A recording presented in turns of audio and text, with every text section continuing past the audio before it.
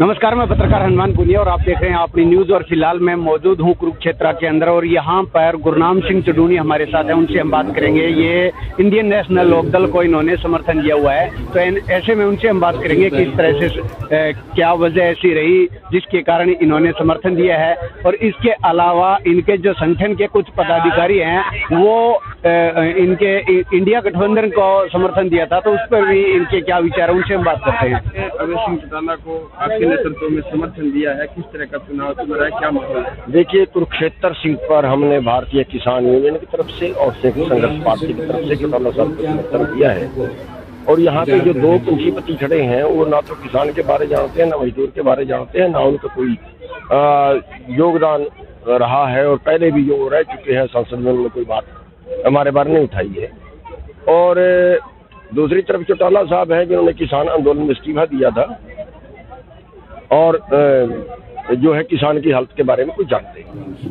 और तीसरी बात ये है कि बीजेपी ने ईडी का डर दिखा के हुड्डा साहब को और उनसे ऐसे काम करवाएं जिससे बीजेपी की जीत हो।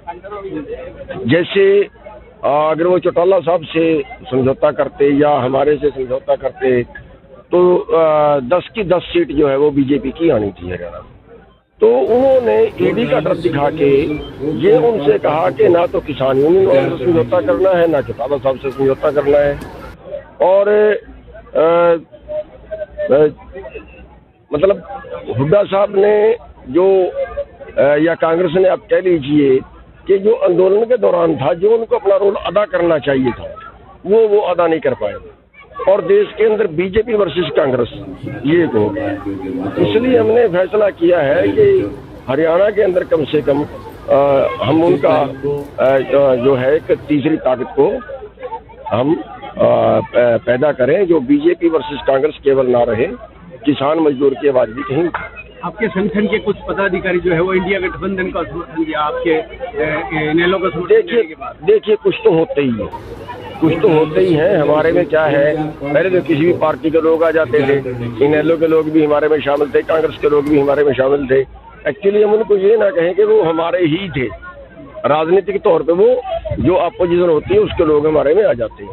लेकिन अब जो है हमने पार्टी का गठन किया है संघर्ष पार्टी का, और किसान यूनियन को उसी का एक किसान विंग बनाया है, किसान यूनियन।